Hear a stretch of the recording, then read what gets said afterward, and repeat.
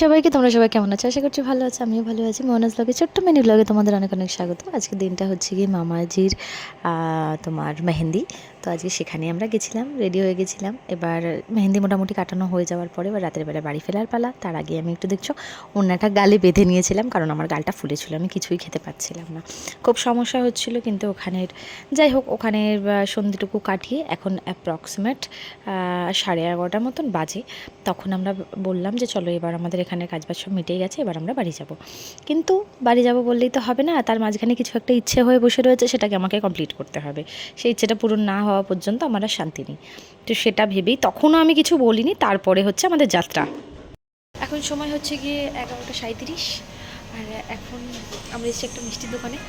আমার খুব মিষ্টি খাওয়ার ক্রেভিং হচ্ছিল। আমার গালটাও ফুলেছে, এখন দেখে বুঝতেই পারছো এটা এখন বন্ধ। আর সবথেকে বড় কথা, এখন সব বন্ধ, অনলাইন পেমেন্ট হবে না, ক্যাশও এখন বলতে গেলে নেই, এগুলো সব কিছু বন্ধ হয়ে গেছে। আমি এখন এসেছি মিষ্টি খেতে। দেখা যাক এখন কী হয়, আদৌ অনলাইন পেমেন্ট হয় কি না।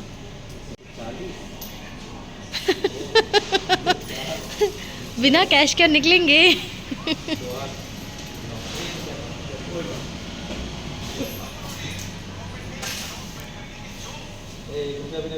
ফাইনালি হয়ে গেছে, এখন আমরা বাড়ির দিকে যাব।